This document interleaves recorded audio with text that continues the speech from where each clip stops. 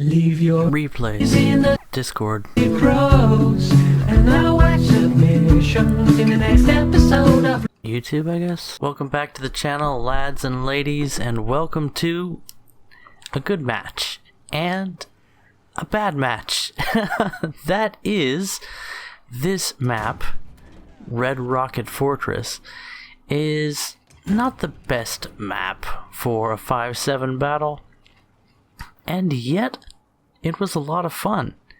One of the interesting results of the map selection filter that Gaijin has introduced, allowing you to dislike 3 maps, and in the case of premium account holders, ban a map from the listings for all battle types on that map, has had an interesting effect on the general matchmaker, and that is that higher tier vehicles can end up in just about any map that is allowed by the players of the game. This being in stark contrast to what we would normally have. And I've already warbled on too much here. You saw my death in my first spawn. Things didn't go so well for me. And yet we had enough to spawn into an aircraft, taking out the German Tempest for a little bit of anti-AA activity, and my attempt at taking down my British brother. I don't have a good feel for where the Hispano cannons fire on the Tempest, so my aim is a little bit brick right now, and it's probably not going to get a whole lot better. I don't spend a lot of time aiming those British 20 mils, as you can probably see. I'm switching between live gameplay and replay for you here, just because I felt like it, and it was probably a waste of time. The only place the replay really helps out is in air battles, and I'm not going to get a gun kill directly in this battle. Also, you can hear me warbling on a little bit in the background because I didn't realize my mic was recording while I was getting Brooklyn ready for bed, while this was recording in the background as a replay. So enjoy that. What's up next? This is going to be a little bit interesting. You can hear the background of the YouTube video I was listening to. I think it was bow and crossbow versus armor. Very interesting. And yes, that was a triple kill. Also, the Hurricane that we damaged finally was taken down. Back in the heavy tank now, this is of course the Premium Tiger P for the Germans. It is a sluggish beast, and this map does not do it any favors except for one that I should mention.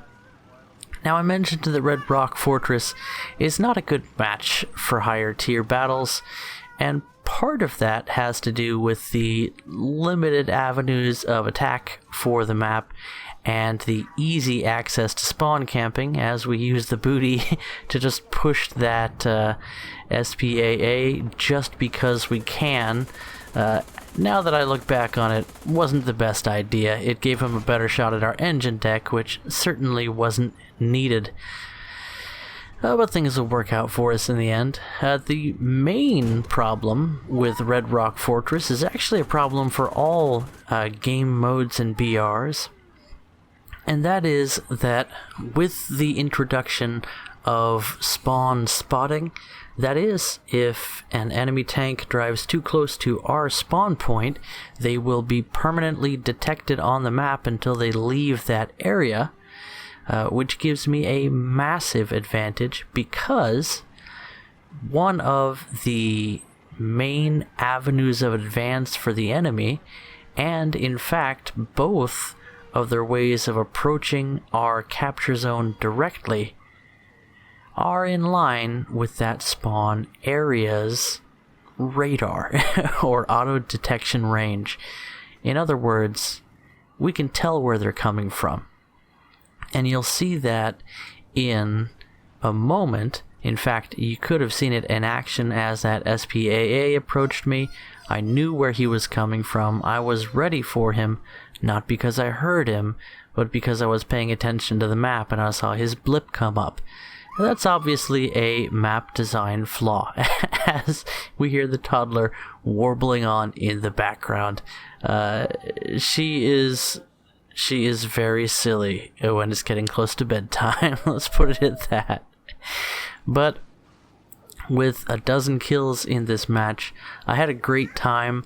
This lineup is entirely made of premium vehicles, except for the recent Ostwind 2 Electric Boogaloo that I just finished researching. And I've been using this lineup specifically because it's very fun, quirky, weird, and different, and very rewarding, so I can get my grind on for the squadron research. You're welcome, M-Fam. I'm here for you. Speaking of which, we have a few new members to the squadron, so welcome you all, and goodbye, M18. Time to go order a new M18 on wish.com.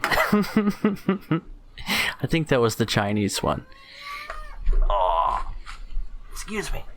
My legs are dead. So, huge unfair advantage. Again, that M18 should have had the jump on me because it takes me forever and a day to turn this Tiger around. Its hold traverse is absolutely abysmal. And yet, I could see him before he knew where I was. Red Rock Fortress, you have a problem.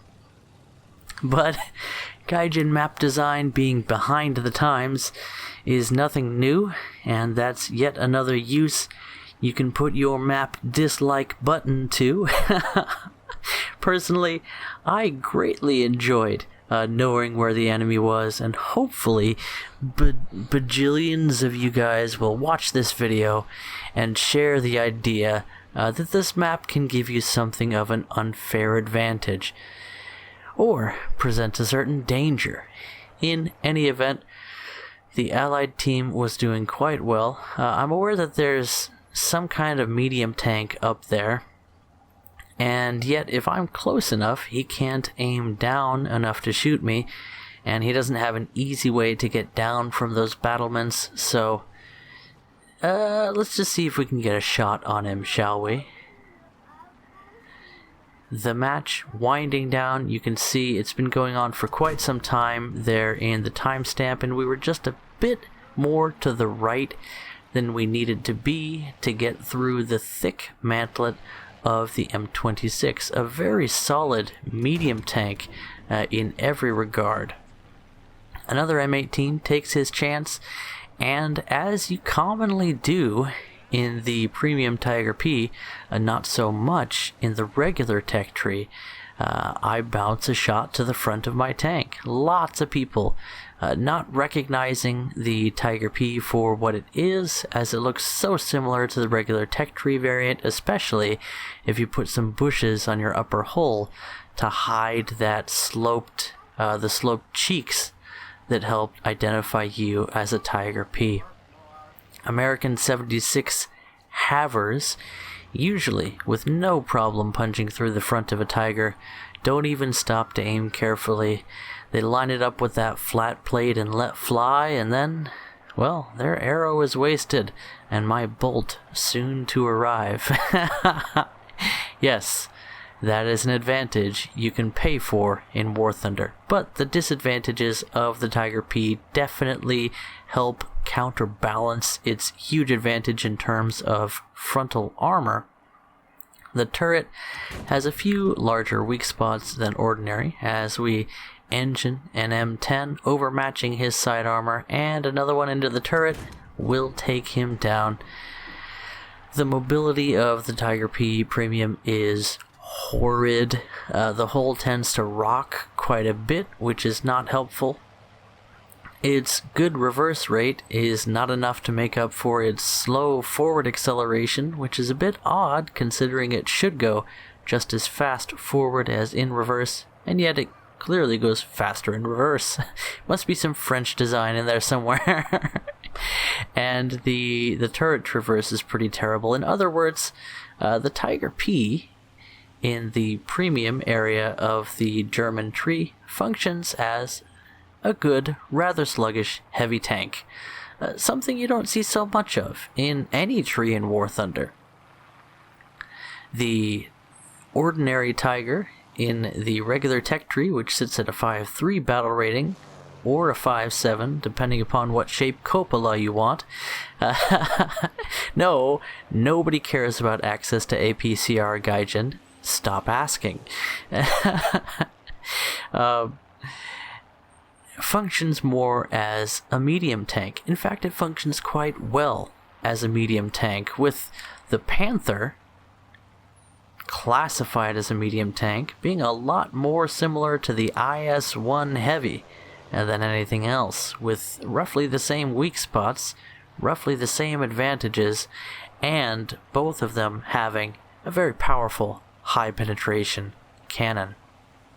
In any event, it was a fun match, it was a long match, and a profitable one, so we'll get to that point for you. And I'm not saying you should buy all of the 5.7 German premiums, but I'm not saying that's a terrible idea either. So I hope you've enjoyed Pay to Win Thunder as I've flown and driven out some Golden Bias vehicles. I had a great night, and I had a great time with my kids and my wife here, and I hope you are all enjoying life. Feel free to send in your replays. A link in the description to my Discord, which is the easiest place to shoot me that information. And I'll catch you guys in the next video. Bye-bye.